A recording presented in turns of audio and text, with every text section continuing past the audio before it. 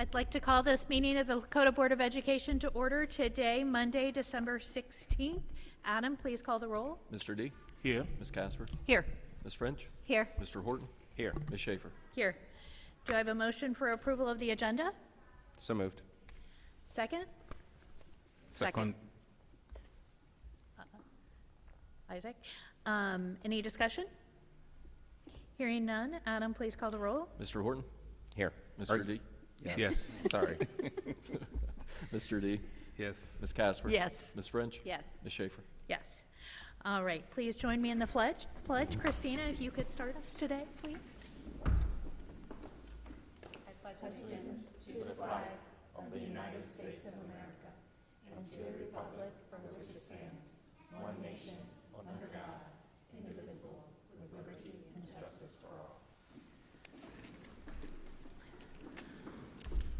All right.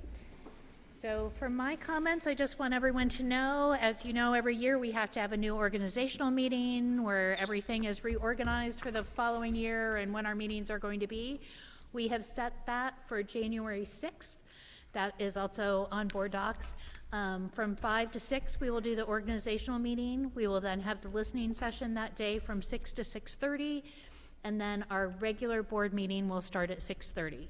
So just a little bit different than every other meeting, and after that, then we will be able to publish the schedule of what our meetings will look like. We'll determine them on the 6th. So we hope you can join us if you are so inclined. And with that, I will turn it to Dr. Whiteley. Speaking of the organizational meeting, and all of this is dependent what I'm getting ready to discuss on that organizational meeting and board approval, but we had talked about and just wanted to reiterate the change of kind of meeting structures. And what I mean by that is we will still have one regular board meeting a month, meaning regular where we take action. So very, very similar to this. Those will stay on Monday evenings, same start time at 6 o'clock, same location here at Lakota East Freshman Building, and we will have a listening session prior at 5:30, and again, will be video recorded. The change that we are looking to make, again, all dependent upon that org meeting in January, is that the first meeting of the month would be a planning meeting or a work session. And the thought behind that is really just to be able to have really good dialogue, to have lots of presentations, to really ask a lot of questions, generate a lot of Q&A with each other, so that then we can bring that to the next meeting at the regular meeting and make better informed decisions and make sure we've all had that robust conversation that we're looking for. Those planning meetings, again, the first meeting of the month normally would be on Tuesdays. They would be in the morning from 7 a.m. to 9 a.m. That 9 a.m. is a hard stop time because of work schedules. Those would happen in D&E at the central office, and those too would be recorded and still posted on the website. So really just looking to change that first meeting instead of an action meeting like you're seeing here tonight, again, to a planning meeting, more discussion based, and moving those to the morning and to the central office, really to just differentiate the purposes of those meetings, although still those meetings would be available to the public via the recording. So again, all dependent upon that January 6th discussion where we would finalize dates, but that is the preliminary plan for that. A little bit down to more normal business that we talk about. Our current enrollment is 17,461 students. That is down 167 students from last year. That is down 86 students from the first day of school. So again, down 167 from last year, down 86 students from the first day of school. Also, busy week, particularly for our high school students. This Thursday and Friday will be an early release for all of our 9 through 12 students only. Our 9 through 12 students will be taking three exams each day to wrap up first semester. As a reminder, exam grades make up 10% of a high school semester grade, so we try not to overwhelm students, so that's why we allot 3 exams per day. Wednesday is a regular dismissal day, as because students will start their exams by taking their first exam the last spell of the day on Wednesday, and again, early release on Thursday and Friday. Each high school has been communicating out that exam schedule, so hopefully there's no surprises for family, but it's really important for students to be on time and to make sure that they're prepared for their exams this week. So good luck to all our students, because I know exam week, even though we try to make it not stressful, it can be for some. Also, this is a reminder of why we choose to have winter break the way we do between first semester and second semester. Really, this gives our students and our families really a break, right? They're done with first semester, they've finished those classes, they've taken their exams, and then they can just kind of have a rest and relaxation time with family over that winter break and come back re-energized for second semester. Speaking of winter break will begin on Monday, and then it will end on staff PD day on Monday, January 6th. So all students are expected to be back on Tuesday, January 7th. Again, the 6th is the PD day. During break, offices are normally closed for the public, but each building has posted on their doors contact information in case someone needs to get in contact before the start of second semester if there was an issue to be arise. And of course, we're always checking email in case someone needs to get a hold of. So those are just some nuts and bolts as we finish this first semester, which has flown by, and get ready to start the second.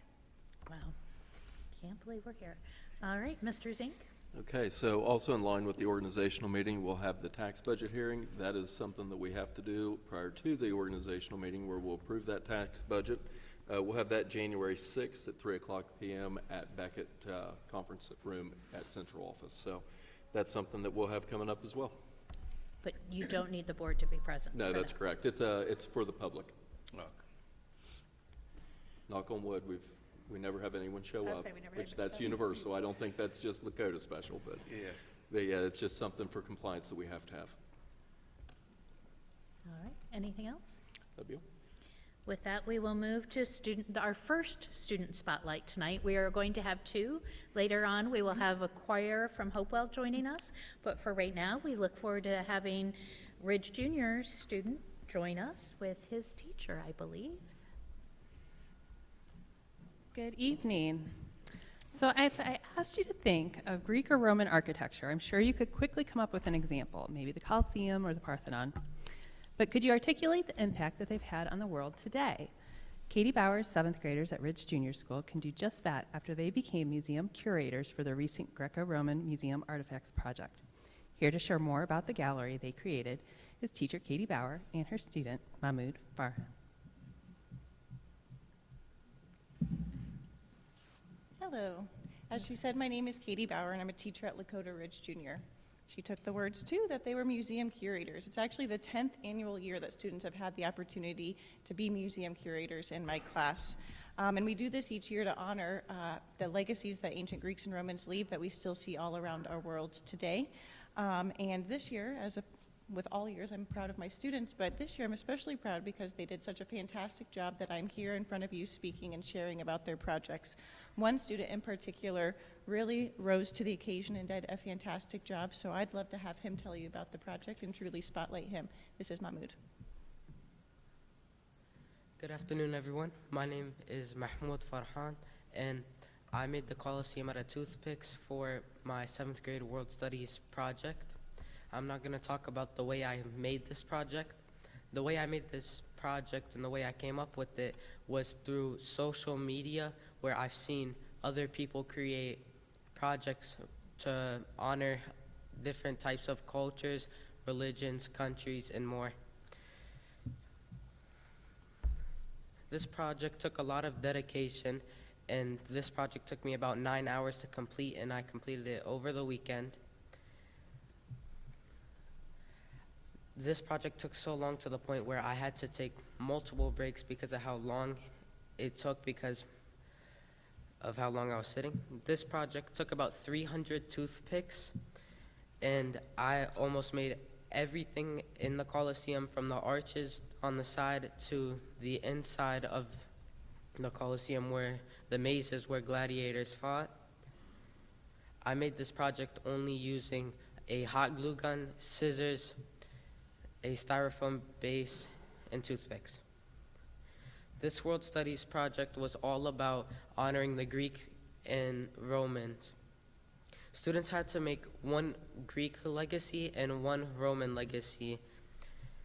This project had to be something that you could hold, see, and touch. After students made their project, they would have to write a paragraph about their project. Students such as myself made multiple great, beautiful projects like Roman numerals, mosaics, fake torches, and columns, and much more. Thank you for your time. Is there any questions? Anyone have some questions? I guess my question would be, why the Colosseum? Why did you pick the Colosseum? I chose the Coliseum because I didn't want to do anything small. I wanted it to be something big, something nice that it would be remembered. I didn't want to do anything small. And remembered, it was, students voted on the number 1 Greek and the number 1 Roman, and his was voted for number 1 Roman project. Oh. Well, What was something that you learned about the Coliseum along the way as you were researching? I learned that they built it all by hand. I learned that they didn't really have any of the stuff we had today, and it really amazed me how they built everything from arch by arch, just the terrain itself, the layers on the inside, really amazed me. Okay. Why Roman why Greek and Roman? I think something must have attracted you to that. Why was it that you chose that? The reason we chose the Greek and Romans were because it was a unit that we were learning on, and it was assigned to us, and I just decided, instead of doing something small like I usually do every year, I decided to really put some effort into this one. so I know you said you were inspired by a TikTok video. What other sources did you use as you were trying to actually complete your design? I mean, I used lots of articles that I find online to find better images, better angles, and especially about learning on the inside. So making the inside was hard because I had to more visualize it because there were some pictures or some angles that I couldn't get. Thank you. What was your favorite part of the project? So you had to do a lot of research, you obviously had to do some construction. What was your favorite part of the project?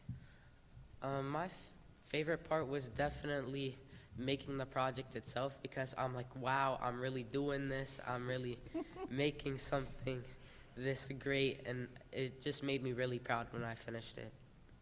And if I may, my favorite part for him would be on Monday morning before first period, and he doesn't typically see me until sixth period. He was at my door, look, I'm finished. Yeah. 48 hours after I had to sign the project, it wasn't due for another week and a half, and he Oh, just wow. jumped right to it and really put time and Yeah. effort in. I want you to know, to be proud of yourself, because it took you 9 hours on a whole weekend. That's a weekend that you should have used for playing video game, other things, but you made up your mind, you say, what, I'm going to do something to change my life. And that is great. You should be proud of yourself. Thank you. Did- I really am. Go ahead. Did it make you think that this is something you might be interested in the future, like architecture or some sort of career that would be more hands-on, or? I mean, yeah, I really like just the thought of architecture. I like the amount of thought it takes. It really pushes you. It really does make you work for it. That's Wow. great. It's great. All right. Any other questions? Any questions you have? You good? We appreciate Oh. you having us here tonight. Yeah, thank you for Thank your you time. so much for Thank you. sharing your project with us. If you could join us up front for a photo, and then we'll also be able to take a closer look at your masterpiece.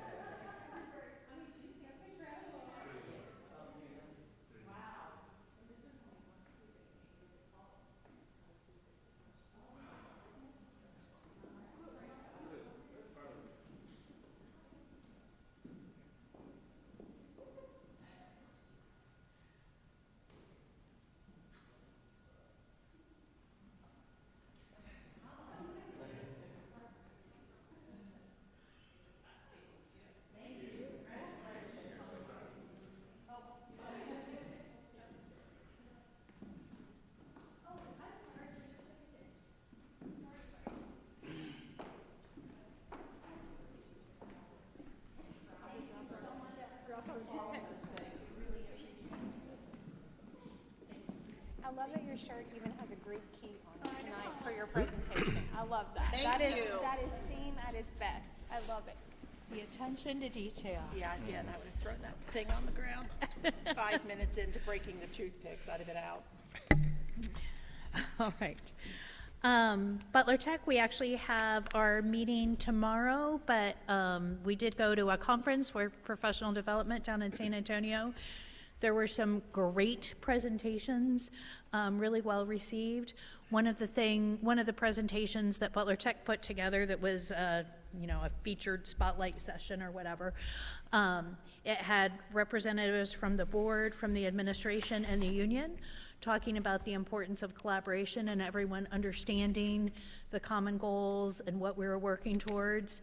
And it was really well done. And it talked about there are times that you don't understand, but also if you've invested and built that relationship, how imperative that is.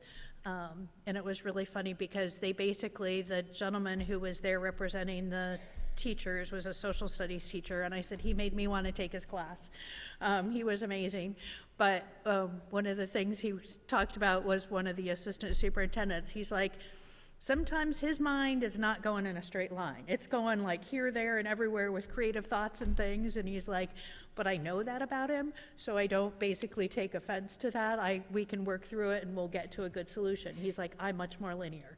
He's like, so sometimes that can lead to misunderstandings, but because we've built the relationship, we understand and we know that we're all trying to get to the same place. So again, just a great session. There was another one that they talked about artificial intelligence and the use of that with lesson plans, particularly with the number of staff who come to Butler Tech who may not have as strong of a background in teaching, but have a stronger industry background, and how that's really helped with some of the investment and finding, creating robust lesson plans for those industry leaders who are joining Butler Tech. So again, very worthwhile conference, a lot of good sessions, so glad to be able to participate in that. With that, we'll move to the community engagement report. Sure. So I think the update's kind of the same as last time. We've got our community conversations scheduled for January 22nd, focusing on Nepalese, January 29th, focusing on Arabic speakers, February 5th, focusing in on Vietnamese, and February 12th, focusing in on Spanish language students. I did notice that we still need to update that in our board docs, And they're not, so that we can have that on there. board docs. Those dates are not when you click. So Oh, we the just need to community get those engagement added. ones weren't? The community engagement ones weren't? Yes. So we'll get that updated on board docs for everybody. And it's, I'm really excited for us to be going to those communities and engaging on those conversations. And I think we've got the logistics worked out now at this point, which is good. So this is a very exciting time for us. Great. Anything else or any questions for community engagement team? It was a short meeting. All right. With that, we will move to policy. Which was a long meeting. Which is why community engagement was a short meeting. I know we had our representative from Neola. All right. On Friday, December 6th, the Board Policy Committee met to review over 50 policies. Most of these policies reviewed came from our policy provider, Neola, as they released their Volume 43, Number 1 update. Neola Representative Norm Burkhart attended our meeting to give the committee an overview and explanation of each of the policies that were part of the Neola update. In total, there are 50 policies that are on the agenda for first read tonight, and I'll kind of break them into 3 different sections instead of reading all 50. I don't think anyone really wants to go through that. The first section, I'd say, is we had 8 what I call in-house Lakota policies, 2 of which are new and 6 revisions. The 2 new ones and 4 of the revised policies focus on our self-funded group health plan and our fully insured group health plans. We had those both listed in our professional staff section. We wanted to make sure we had the same things for accurate information in our administration and our classified sections of the policy. So that takes up 6 of those 8 right there. They're redundant, so if you see what it is in 1,000, it's the same one. In 3,000, it's the same one in 4,000, so that we cover all of our bases and make sure we have the right things listed there. Another policy we revised is 0153. That's for flexibility amongst the board to assign members to committees outside of the organizational meeting in January. so that you guys can, if you need to, in the middle of the year, switch who's serving on what committees. You have that flexibility now within that policy language. And then finally, our final in-house revision was 6217, just revising one section of that policy on language for budget stabilization. The second section I'll talk about is what we call the EDGAR revisions. EDGAR stands for Education Department General Administrative Regulations. We had 11 of those policies that we revised. These are dealing with the handling of federal funds, whether they're grants or direct funds that come to us from the feds. The focus was on some key areas. One, 3 of those are conflict of interest clarifications. And then throughout many of the 6,000 policies that you'll see before you, they've added some statutory requirements, and then also clarifying language on proper use, inventory of items that are purchased through federal funds. Not a lot of discussion when we got to those, because that's how the feds say we need to handle their money that they give us, whether it's for education or it's through grants. The bulk of our time was spent on the local policy update, in which there were 31 policies in this final section. 4 of those are new, 3 policies are being rescinded, 2 are being renumbered, there's 1 with a technical correction, and then 21 revisions. The bulk of the time we talked about was dealing with 2 of the new, 3 rescinded, the 2 renumbered, and the technical correction. I kind of call it a mashup. What they've done is they've seen some issues with boards of education across the state on how meetings are being noticed, how they're aligning language and practice with board meetings, special meetings, definition of what constitutes as a different meeting.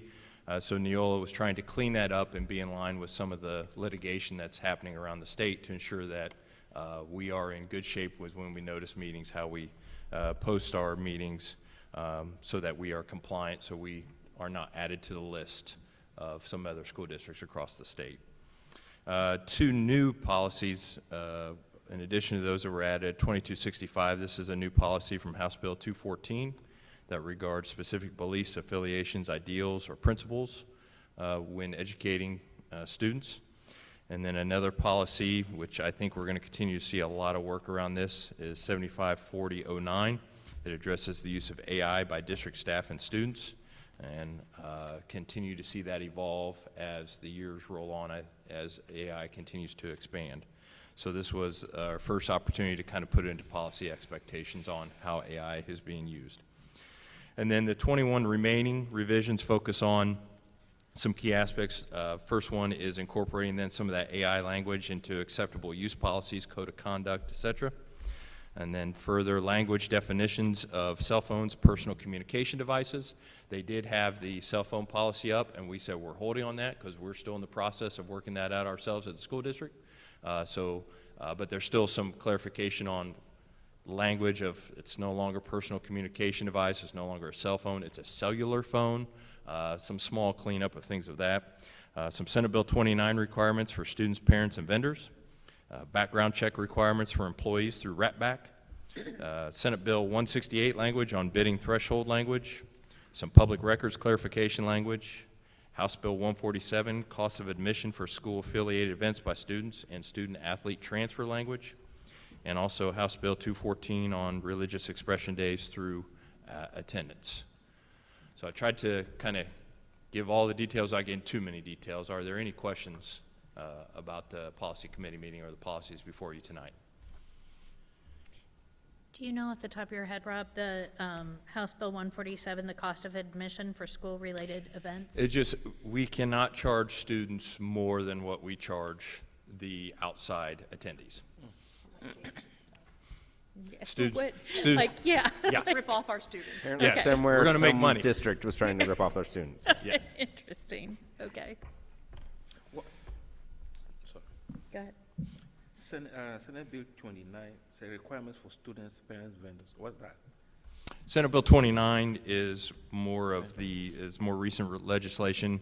It's talking about that if we are going to do some further research into things, we have to notify, give a 72-hour notice. There's some deals with student privacy issues.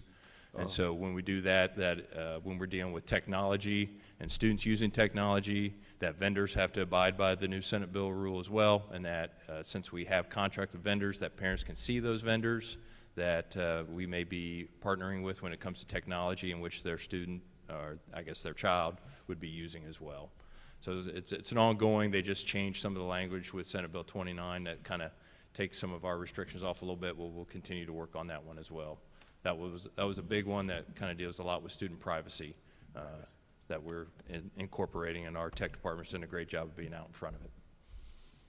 And I think that was one of the ones that they had originally passed quickly, and there were some unintended consequences.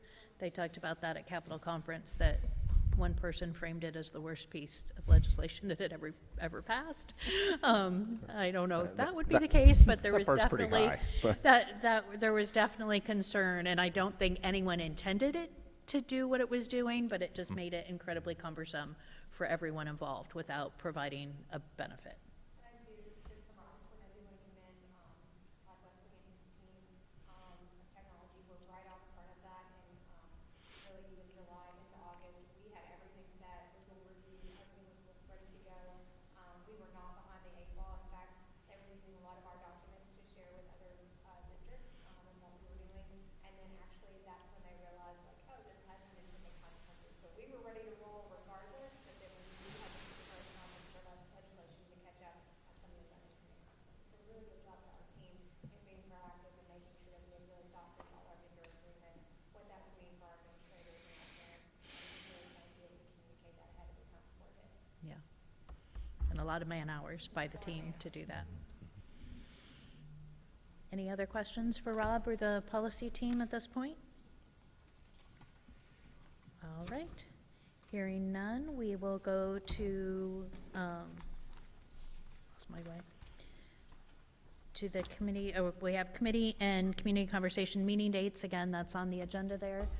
And we'll move And we will get those updated on the dates, and I'll reattach that.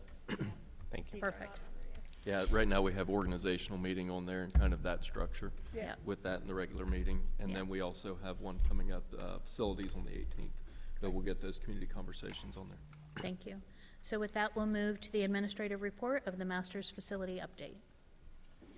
Speaking of facilities, Mr. Zink just mentioned, we've had a couple of, master facilities meetings, thus far. We've been meeting on them, twice a month. We will be setting new dates for that committee again in the board meeting. But really, some of the things that, have risen to the top of our conversations are our timeline, right? Really, really looking at, really 3 different iterations, 3 main timelines of, when buildings can be completed, but then also, what is the smartest or most advantageous, way to adhere to a timeline, but also make sure that we have really robust architectural services and perhaps a construction manager at risk. So when do we bring on more early players as part of our planning? Because the earlier you bring them on and do some of that pre-work, then that can change that final outcome of when a building can be completed. And so really, you're spanning about a year to 18 months difference in those timelines. And so really looking at, what are the pros of taking on those costs early? What are maybe the cons of taking those costs, early? Meaning, financial responsibility, pending levies, things of that nature. And so in looking at that, one of the things we're looking to do at our 18th meeting is really finalize one of those 3. Normally there's 2 or 3, at least 2 board members, sometimes 3 or more board members at those, but really putting a decision in place to make sure we know which timeline, because that's really going to be the driving force of some of the momentum and how quickly we take that momentum. And really the 2 decisions are, again, when to bring some early planners on board. Construction managers at risk and really those architectural services. So Mr. Passarge, and you'll see this probably on Wednesday as well in the meeting, we've got an RFP ready. Mr. Zink and I are reviewing in addition to Mr. Passarge. And really that RFP is about architectural services, and we've divided it into 2 chunks, meaning new build and renovation. Again, that might all be the same firm, it could be different firms, we can decide that, but it gives us the flexibility to really be able to pick one architect, pick 2 architects, and when to bring them on board. So we're looking at that, but again, the importance of that decision is to make sure that we can meet that end goal of when we want the first building or the first phase completed. So that would be making the final decision on that. The other pieces that we got into our last meeting particularly were sites, right? So looking at all the different buildings that we have and all the different phases, and looking at which buildings to be commissioned, what is it what does it mean to decommission a building? And then if you decommission a building, where do the new buildings go, right? The new buildings that we're looking at to be K-5. So with that said, as we got into that data, some of the data provided to us by the enrollment study that the OFCC did, I will say it's perplexing. We have 3 different maps that we look at, and they cause a lot of wonder and a lot of questions. One of those initial maps shows that our overall district enrollment is decreasing. But then the secondary map on top of that, if you look at age children, that school-age children from 5 to 18, it's increasing. So we're like, how does that work, right? And then there's a map that shows kind of growth in certain areas. And we know some of those subdivisions that are coming aboard. We know some of the plans for Liberty Township and Butler County, and they just don't really seem to mesh. So that is one of the reasons why we're doing the private enrollment study. We hope to have that done by the January board meeting. We actually, the man doing that had to drive to the Department of Education and Workforce, and get our birth date by zip code, so that we could really look at our blockheads and see our actual school district, not just all of the zip codes that are in our area. And so what that will allow us to do is have a more informed discussion around those sites about what we decommission and perhaps where we put those new elementary buildings, because we can then really look at our individual growth and our blockheads of where we put people, how we've got things zoned, and we can make some more informed decisions about the sites of future buildings or what might be decommissioned. So really, we felt to make informed decisions, we needed that private enrollment study to complement those OFCC maps, plus the data we were seeing, and then overlay that on top of all of those site discussions. There's a sheet that they put, that we had at our meeting, and literally, you know, it's a full sheet of how many buildings you can renovate, how many you can decommission, and it's a lot of options, right? And so you have to make sure that you're making data-informed decisions, right? Not just looking at a map and hoping it's right, but looking at those enrollment and those studies, and also our own zip codes and where our landlines are of enrollment, and trying to make some informed decisions. So we need to do that. We're just missing a piece of crucial data to do that. The other piece that continues to be a conversation, particularly before we go to engage the community, is around busing. I do think it's important to say that no decision has been made around high school busing. And what I mean by that is when you look at bringing the freshman campus into the main campus, so making a 9 through 12 campus, we have some decisions to make, again, about busing all, busing none, busing only freshmen, busing only freshmen and sophomores. We have a lot of iterations to look at. Again, there's financial implications of all of those, but we want to make sure that we put that data into place to make that informed decision, because there's a customer service piece, but there's also a fiscal responsibilities piece. There's also a usage piece. And so that will kind of lead into the next section about we're looking to probably have, and we'll talk a little bit more about this on Wednesday, around that community engagement of even before we get into the nuts and bolts of really, really engaging the community on the configuration and the sites and all of those pieces, is really giving an initial survey just to get a pulse of our community. How well are people informed?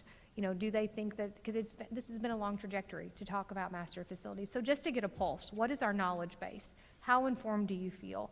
Maybe talk about a potential bond, just to get a baseline, because I think we need to see that data, and we need to be able to extrapolate that data out by demographic and age group, empty nesters, if you have students, because that's really going to inform that engagement plan. Who we need to engage, how much we need to engage, what does that need to look like? We'll be talking about that on Wednesday, like I said, about an initial survey to really just get a pulse of our community about where we've been, since this has been such a long discussion, to make sure that we are really pinpointing and planning appropriately for all of those different nuances. So any questions about master facilities updates? Wednesday's conversation should hopefully solidify at least the timeline piece. Again, we'll hopefully look at that RFP so we can get that posted and have some selections made in January, hopefully. And then hopefully in January, we'll be able to overlay all of that private enrollment data to make some site-informed decisions about decommissioning buildings in new locations. Any questions anyone has here now? I know there was a question submitted for ridership right now of the freshman building to help that be another data point as we're reviewing everything, so look forward to seeing that. Yes, absolutely.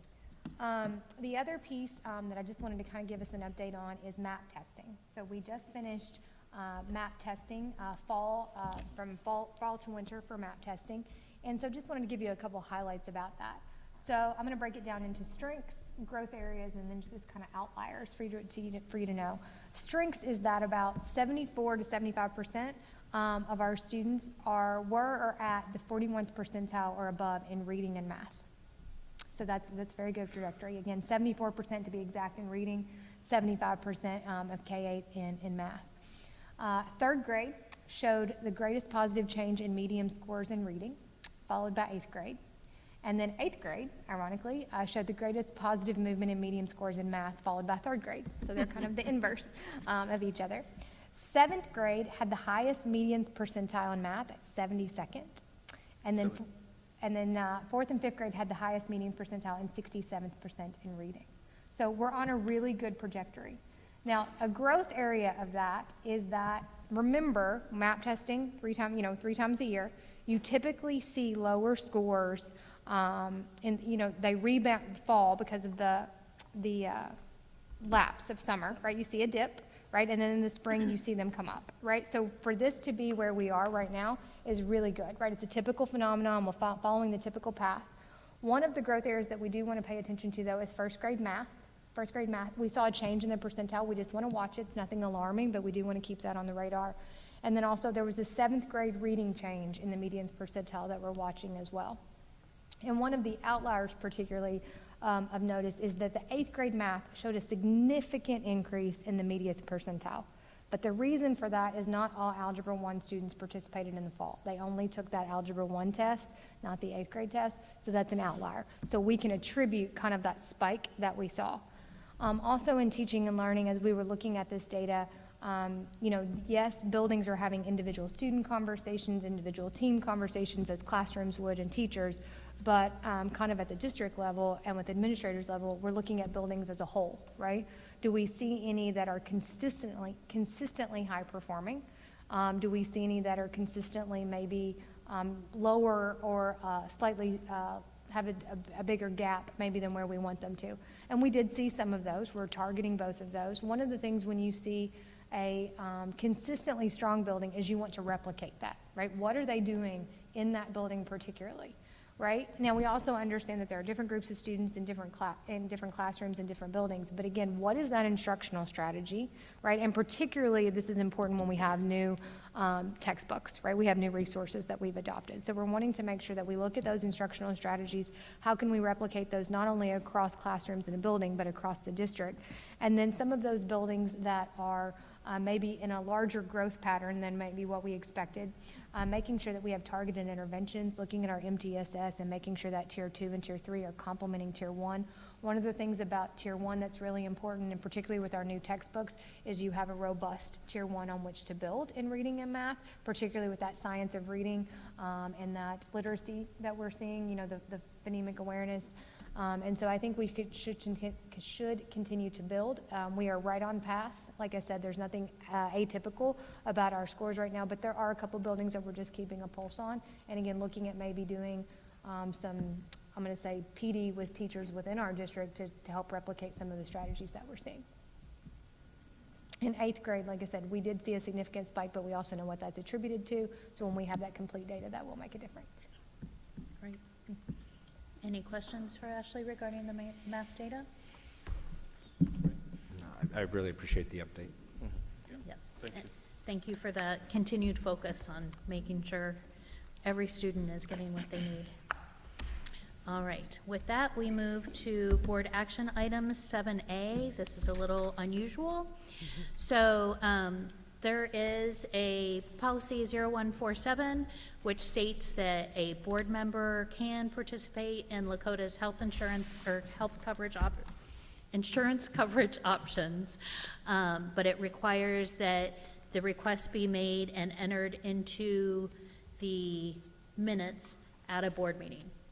So I am requesting to join Lakota's health plan. Health, vision, and dental. I will be paying 100% of that coverage, so there is no cost to the district for me to do that. But in order to do that, I need to tell you all that I'm doing that, which is what I am currently doing. Yep, part of meeting the obligations of it. It does not require a vote. We have gotten legal to make sure that we are compliant with the legislation and This is dotting the our first i's and time I've crossing seen t's. that. I know So- Joan Powell did it when she was on the Okay. board, so I know it's been done before. But yeah, a little bit unusual, but that's just, you are now informed and it is now in the minutes, so. It is an Adam- option for everyone. Yes, Adam can do that. And again, I am paying 100% of the cost for anyone who might watch this and be concerned. I am not expecting the district to pay anything. No towards cost this. to the district, correct? Yes. So with that, we move to the next item, treasurer's recommendations, 8A and B, approval of board minutes and approval of monthly financial reports. Do I have a motion? So moved. Do I have a second? Second. Any discussion? Hearing none. Adam, please call the roll. Mr. Horton? Yes. Ms. Casper? Yes. Mr. D? Yes. Ms. French? Yes. Ms. Schaefer? Yes. We now have superintendent's recommendations, 9A, B, and C, approval of personnel items, approval of field trips, and approval of donations. Do I have a motion? So moved. We'll do Christina first that time, and then do I have a second? Second.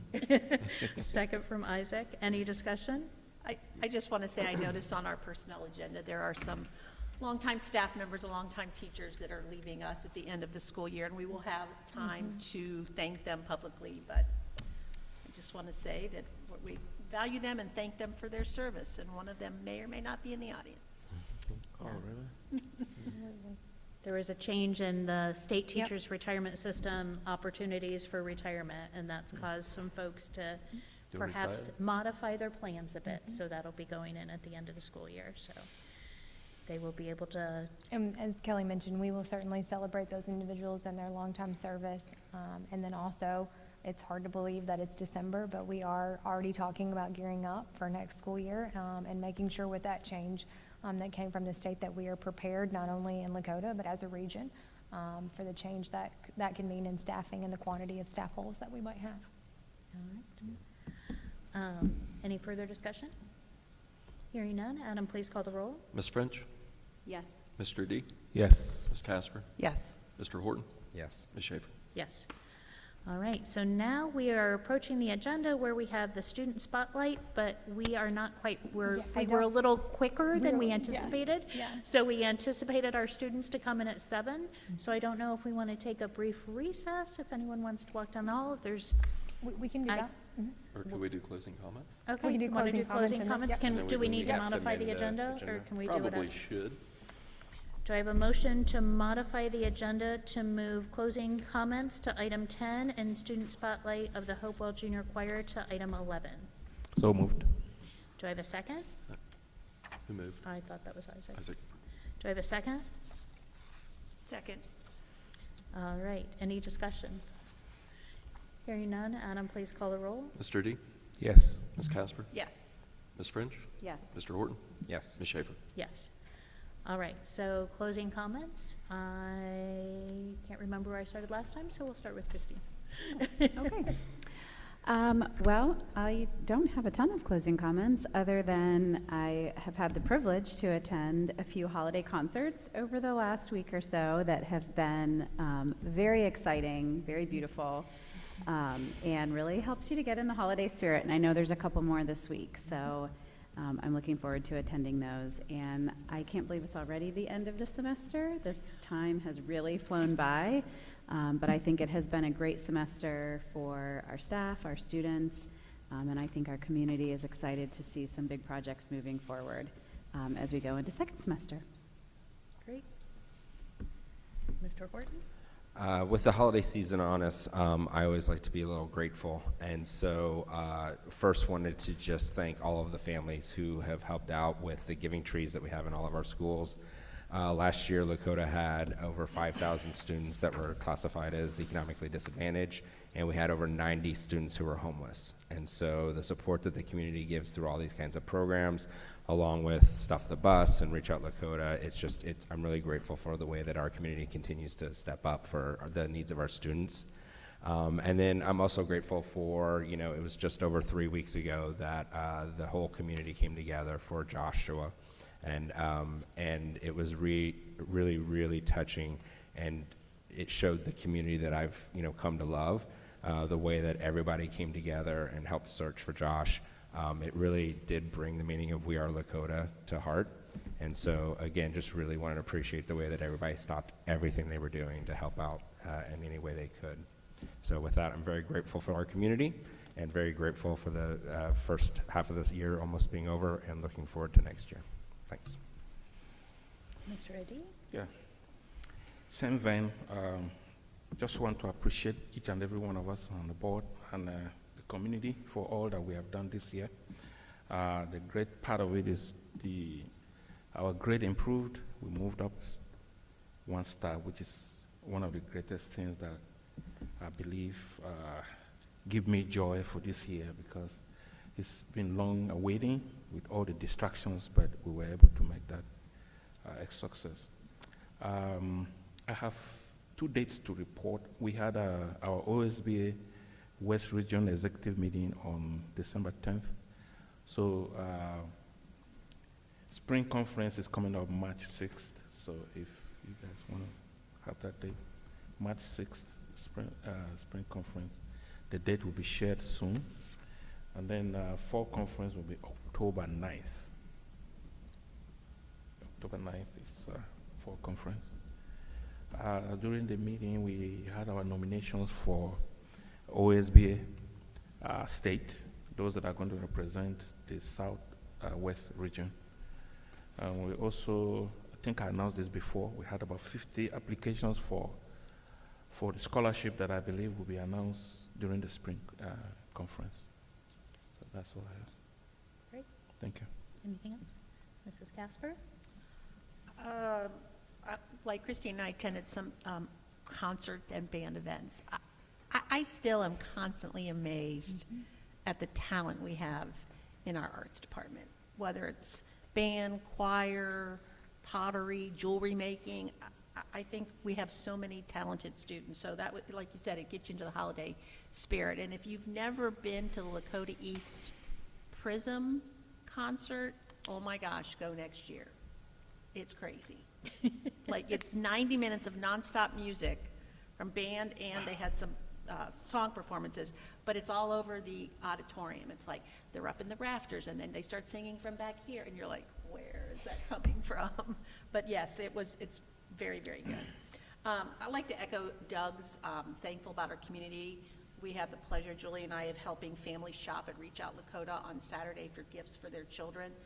They serviced 1,100 kids, 400 families with gifts, and I mean, nice stuff. They each got to pick two gifts, and the generosity of the community is just astounding. So that's always a fun time of the year to be somebody's personal shopper. It's kind of fun. And then everybody, I just want to wish a happy holiday and enjoy your break. And I do just feel like I want to mention that I would like to keep the thoughts and prayers for the students in Wisconsin today. So it's always a tragedy, and it's a bad time of the year, and just keep them in our thoughts. You're up, Mr. Zink. I was just going to wish everybody happy holidays. It's hard to believe that it's already that time of year. The days seem to be getting shorter and all of that fun stuff. So hopefully everybody enjoys the holidays and safe times. I have spent all fall listening to our community, and I cannot wait to give you the mini ethnographic study from those listening and learning sessions in January. I'm not supposed to have favorites, but I will tell you, every time that I was with a student group, I was amazed by not only their kindness to each other, but their engagement, their dialogue, their very insightful commentary, not only about our strengths, but also our growth areas. And they were very professional in their feedback, and very constructive criticism, and I mean that in the best way. And so I can't wait to put all of that together and make that study for you in January, because I think it will really set the tone of what we love about Lakota, but also where we want to go as we enter the conversation for strategic planning and for master facilities. But also, as I was going through those listening sessions, you talk about being a blessed time of year. Every time you're with one of those groups, you just are very thankful for the position that I have and the opportunity to be here with you. And so as I go into break, I continue to be rejuvenated every day in this position and working with this team. And so it's been a wonderful half of a school year, and I'm sure it's going to continue to be. And so I'm sure everybody will spend some time with their families and rest and rejuvenate for all the exciting work that we have to do in the spring. Come back ready. Again, just to build on everyone, it is a thankful time of the year, and I think many people are probably thankful for the extra long break this year, to give extra time to rest and rejuvenate. That will be nice, and look forward to when the staff comes back for professional development on the 6th and everyone else comes back on the 7th. In addition to having the opportunity to watch parents shopping for their kids, we also had an opportunity to partner with the Boys and Girls Club, or the Boys and Girls Club partnered with our kids, I should say, and they have an opportunity for kids to shop for their families. And it's wonderful to see the excitement and a little bit humbling of, how much just a small gift can create such excitement for these kids to be able to have an opportunity. And some are, certainly they serve all kids and there's all different situations, but some you knew that this was going to be the big gift and they were excited to give that. I think more excited than shopping for themselves to shop for their families. And that was a pretty neat thing. So again, thankful for the team from Dr. Whiteley, you're joining our team and leading us, and Mr. Zink, you continuing to put the resources to making sure that what is best is done for kids. And we are very thankful for everyone involved in this whole process, for everything that is being done for our students, and for our students for engaging and coming to sing to us tonight. So with that. Perfect timing for I know. holiday cheer. We will turn Perfect it timing. over to our Hopewell Junior Choir and look forward to them joining us up front to hear their beautiful voices. Yep. Sure. Okay. No problem.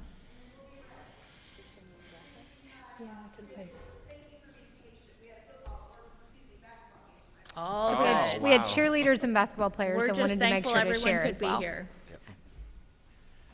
I love it when you have athletes and musicians and Wow. I love it when you take off your jersey and you slip on your choir gown or your choir We know how vest. busy our students are this time of year too, studying for finals and, or, end of semester exams in some of your classes or your projects, so.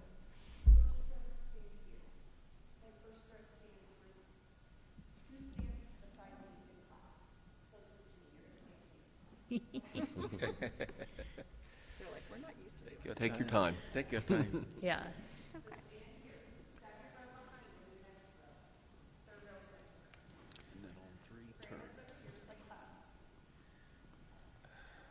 So we're going to have our students look that way so that they're singing. We can listen to their beautiful voices, but anyone who watches the video and the families will be able to see them. Oh, I see. So, Oh, wow. It's kind of fun being able to see how local the recording. yeah.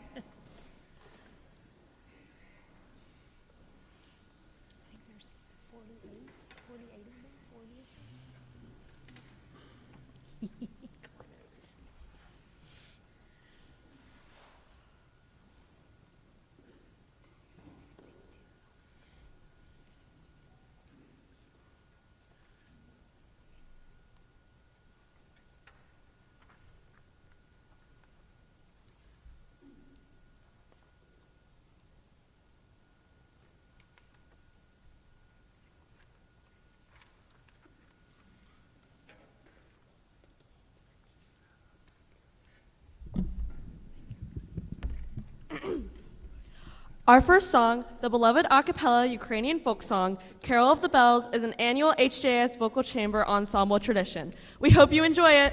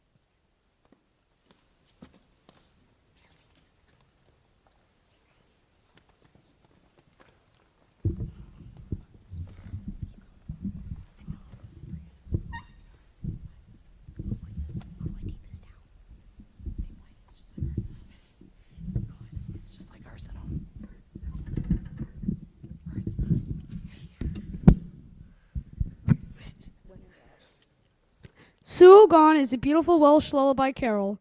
This gentle tune reminds us to enjoy the quiet beauty of the season.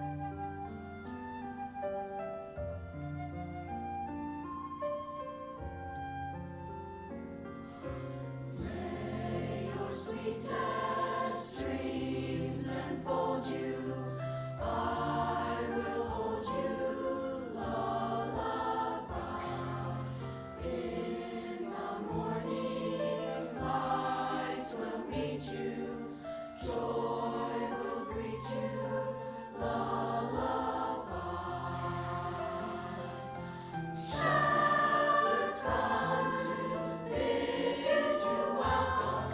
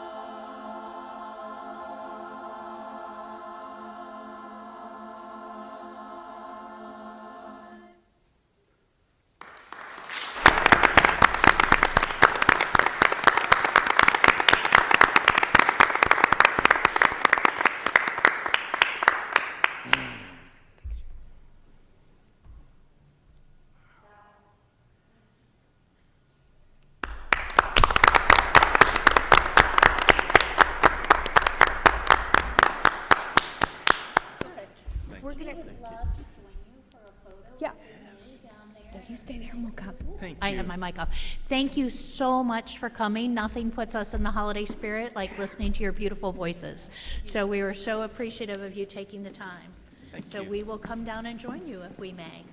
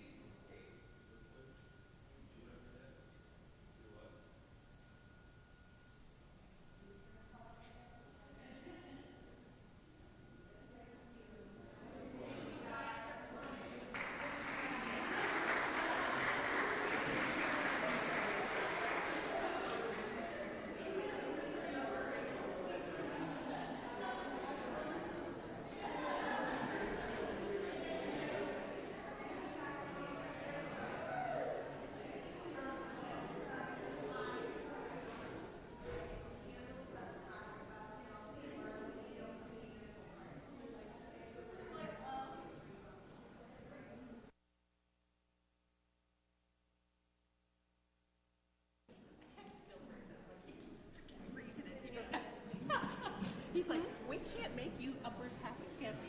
You don't have enough cold water. It's too cold. I'm like, there's a flippin' breeze coming from somewhere. It's freezing. So they're all done, right? Okay, so we just have one more thing before we're going to go out and finish our meeting in executive session. So thank you for your patience and allowing us to just finish this, and then we'll head out. So I need a motion to enter into executive session to consider the appointment, employment, dismissal, discipline, promotion, demotion, or compensation of a public employee or official per Ohio Revised Code 121.22, or also to review details relative to the security arrangements and emergency response protocols because disclosure of the matters discussed could reasonably be expected to jeopardize the security of the Board of Education per Ohio Revised Code 121.22 G6. Do I have a motion? So moved. Do I have a second? Second. Doug? You can do Doug. it. Give it to Doug. Any discussion? Hearing none, Adam, please call the roll. Mr. D? Yes. Mr. Horton? Yes. Ms. Casper? Yes. Ms. French? Yes. Ms. Schaefer? Yes. So now we will go to executive session, and again, thank you so much for joining us. Thank you, When we Hopewell. come out Beautiful. of executive session, we will not be taking, we do not anticipate, we will not be taking any action. Thank you all. Thank you, Hopewell. Hopewell has done great.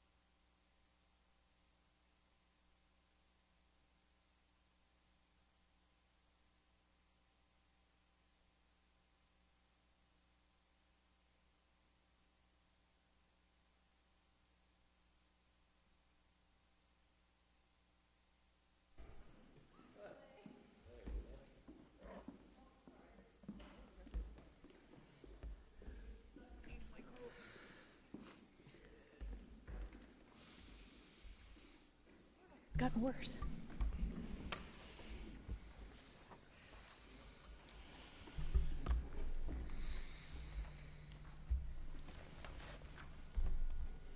I'd like to pull us out of executive session. Do I have a motion to adjourn? So moved. Second? Second. Any discussion? Hearing none, Adam, please call the roll. Ms. Casper? Yes. Ms. French? Yes. Mr. D? Mr. Horton? Yes. Ms. Schaefer? Yes. Thank you.